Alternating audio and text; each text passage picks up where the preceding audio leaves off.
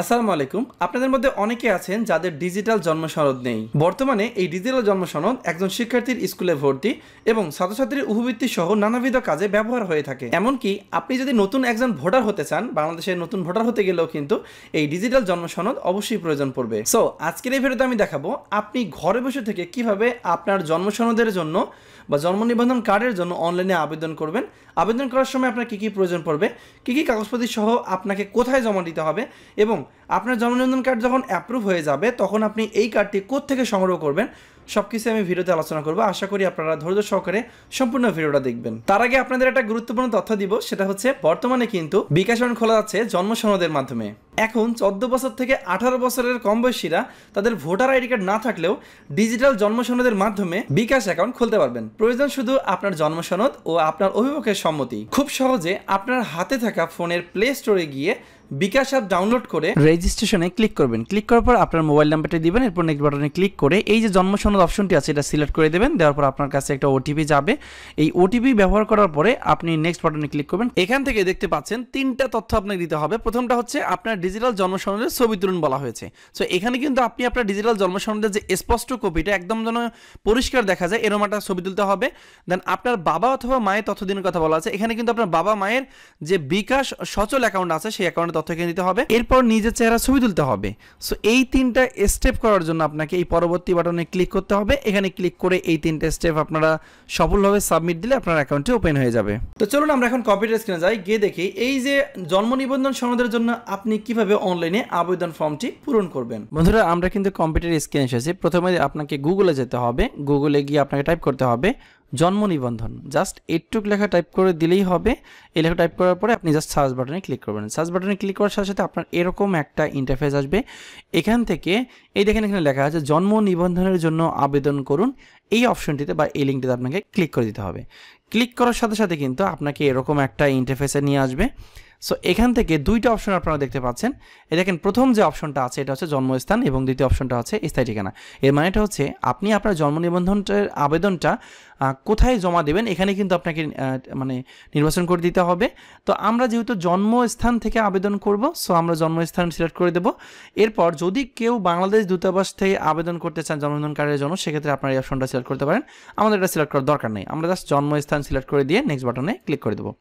Next বাটনে click করার সাথে সাথে কিন্তু আপনাকে আবেদন ফর্মটি দেওয়া হবে। তো আবেদন ফর্মের প্রথমে দেখেন নামের প্রথম অংশ বাংলায় আপনাকে এখানে লিখতে হবে। এই দেখেন এখানে লেখা আছে নামের প্রথম অংশ বাংলায়, এরপর নামের শেষের অংশটুকু আপনাকে বাংলায় এখানে লিখে দিতে হবে। এরপর দেখেন নামের প্রথম অংশ ইংরেজিতে এইখানে বড় হাতের অক্ষর দিয়ে লিখবেন। এরপর নামের শেষের অংশ ইংরেজিতে বড় হাতের অক্ষর এখানে লিখবেন, ঠিক আছে। এরপর আসি জন্ম তারিখ। সো এই জন্ম তারিখটা খুবই গুরুত্বপূর্ণ। আপনার জন্ম তারিখ যেটা আপনি এখানে টাইপ করবেন বা লিখে দেবেন সেই সপক্ষে অবশ্যই আপনাকে ডকুমেন্ট দিতে হবে। সো জন্ম তারিখের বিপরীতে যেহেতু জন্ম নিবন্ধন কার্ড আপনি করতেছেন, অবশ্যই জন্ম তারিখের বিপরীতে আপনাকে ভ্যালিড ডকুমেন্ট থাকতে হবে। তো জন্ম তারিখটা এখানে দেওয়ার সাথে সাথে কিন্তু আপনার এখানে চলে আসবে যে এখানে বলা আছে আপনি জন্ম তারিখ সিলেক্ট করেছেন এত, তো জন্ম নিবন্ধন সনদের আবেদনের জন্য নিম্নোক্ত ডকুমেন্ট প্রয়োজন পড়বে। সো এখানে কিন্তু দেয়া আছে আপনার জন্ম সনদের জন্ম তারিখ প্রমাণের জন্য কোন কোন ডকুমেন্টগুলো জমা দিতে হবে আবেদন ফর্মের সাথে। সো প্রথমেই দেখেন বলা আছে জন্ম সংক্রান্ত সনদের সত্যায়িত ফটোকপি। আপনি আপনার যে টিকার কার্ডটা আছে আপনি চাইলে কিন্তু সেটা দিতে পারেন। তো এছাড়াও দেখতে পাচ্ছেন যে স্থায়ী ঠিকানার সপক্ষে আপনাকে বাবা অথবা মায়ের যে এনআইডি কার্ডের কপিটা আছে অবশ্যই আপনাকে সত্যায়িত করে দিতে হবে। সো এই প্রত্যেকটা ডকুমেন্ট যখনই আপনি সার্ভারে আপলোড দেন বা জমা দেন সেক্ষেত্রে আপনাকে অবশ্যই এগুলো সত্যায়ন করে দিতে হবে। সো এরপর এখান থেকে এই তথ্যগুলো দেখা শেষ হয়ে গেলে আপনি জাস্ট এই অপশনটা সিলেক্ট করে দেবেন। আমার কাছে এই ডকুমেন্টগুলো আছে এখানে সিলেক্ট করে দেবেন। দেওয়ার পর কিন্তু আমাদের এখানে অপশনটা আছে লিঙ্গ। সো এখানে পুরুষ মহিলা এখান থেকে সিলেক্ট করে দিতে হবে। পুরুষ হলে পুরুষ দেবেন, মহিলা হলে মহিলা দেবেন। সো আমি পুরুষ দিয়ে দিচ্ছি। সো এরপর কিন্তু দেখেন এখানে দেওয়া আছে জন্মস্থানের ঠিকানা। সো যেহেতু আমরা প্রথমে দিয়েছি জন্মস্থানের অপশনটুকু সিলেক্ট করেছি, সো এখান থেকে আপনারা দেশ সিলেক্ট করে দেবেন বাংলাদেশ। দেন জেলার নাম সিলেক্ট করে দেবেন। দেওয়ার পর আপনি যে পৌরসভা বা যে ইউনিয়নের আওতায় জন্ম নিবন্ধন কার্ডটি নিতে চাচ্ছেন বা আপনার জন্ম ঠিক সেটা সিলেক্ট করে দেবেন। দেওয়ার পর ডাকঘরের নামটা বাংলায় দিয়ে দেবেন। দেওয়ার পরে আপনার গ্রামের নাম লিখবেন। রাস্তার নামটা লিখতেও পারেন, নাও লিখতে পারেন, এটা বাধ্যতামূলক নয়। ঠিক অনুরূপভাবে ডান দিকে অবশ্যই আপনাকে বিভাগ সিলেক্ট করে দিতে হবে। দেওয়ার পর আপনি যে সিটি কর্পোরেশন বা ক্যান্টনমেন্ট বা উপজেলার আওতাধীন সেটা সিলেক্ট করে দিতে হবে। দেন ওয়ার্ড সিলেক্ট করে দিতে হবে। দেন আপনার ডাকঘরটা ইংরেজিতে লিখে দিতে হবে, ঠিক আছে, ইংরেজিতে লিখে দেবেন, বা চাইলে আপনারা ডাকঘরের পাশে ডাকঘর কোডটা দিতে পারেন। এরপর আপনার গ্রামের নামটা ইংরেজিতে দেবেন। মনে রাখবেন এই তথ্যগুলো যেগুলো আপনারা এখানে দিচ্ছেন সেই তথ্যগুলোই কিন্তু পরবর্তীতে আপনার যে ধরেন যে আপনার যে প্রিন্ট কপিটা পাবেন জন্ম নিবন্ধন সনদের, সেই প্রিন্ট কপিতে কিন্তু এই তথ্যগুলো দেওয়া থাকবে। সো তথ্যগুলো পূরণ করার সময় অবশ্যই সতর্কতার সহিত পূরণ করবেন। সবকিছু দেওয়া হয়ে গেলে আপনি জাস্ট এই পরবর্তী বাটনটিতে ক্লিক করে দেবেন। ক্লিক করার পর আপনার বাবা এবং মায়ের তথ্য চাওয়া হবে। মনে রাখবেন জন্ম নিবন্ধন সনদের জন্য আবেদন করতে গেলে আপনার বাবার এবং মায়ের জন্ম নিবন্ধন সনদ অবশ্যই প্রয়োজন পড়বে। সো এখানে যখনই আপনি আপনার বাবার জন্ম নিবন্ধন নাম্বারটা দিবেন এবং জন্ম তারিখটা দিবেন, অটোমেটিকলি ঠিক যেভাবে আপনার বাবার জন্ম সনদের মধ্যে নিজের নাম বাংলায় ইংরেজি যেভাবে দেওয়া আছে অনুরূপভাবে কিন্তু এখানে চলে আসবে। সো দেখেন আমি তথ্যগুলো দিয়ে দিলাম। দেওয়ার পরে কিন্তু এখান থেকে অটোমেটিকলি সবগুলো নাম বসে যাবে, এখানে কিন্তু আর কোনো কিছু করার প্রয়োজন নেই। সো জাস্ট এই জাতীয়তার এখানে কিন্তু অবশ্যই আপনাকে বাবার জাতীয়তা বাংলাদেশি সিলেক্ট করে দিতে হবে। দেন এখান থেকে কিন্তু মায়ের যে জাতীয়তা আছে সেটা আপনাকে বাংলাদেশি সিলেক্ট করে দিতে হবে। এরপর এখান থেকে পরবর্তী বাটনে ক্লিক করবেন। পরবর্তী বাটনে ক্লিক করলে আপনাকে এরকমটা চলে আসবে। সো এখান থেকে যে কাজটা করবেন, এই যে দেখেন আমাদের নতুন করে কোনো কিছু দেওয়ার কিন্তু প্রয়োজন নাই, কারণ আমরা ইতিপূর্বে যে ঠিকানাটা দিয়েছি ওই ঠিকানায় আমাদের স্থায়ী ঠিকানা। সো আমি জাস্ট এই টিক মার্কে ক্লিক করে দেবো। টিক মার্কে ক্লিক করার সাথে সাথে দেখবেন যে এই স্থায়ী ঠিকানাটা পূরণ হয়ে যাবে, ঠিক আছে। এই স্থায়ী ঠিকানা এর আগে আমরা যা দিয়েছি তা কিন্তু অটোমেটিকলি এটা পূরণ করে নেবে। এরপর দেখেন স্থায়ী ঠিকানা ও বর্তমান ঠিকানা যদি একই হয় সেক্ষেত্রে কিন্তু জাস্ট এই টিক মার্কটাতে একটা ক্লিক করলেই কিন্তু এটার ফর্মটা পূরণ হয়ে যাবে। সো আমরা কিন্তু 3টা জায়গায় একই ঠিকানা ব্যবহার করেছি।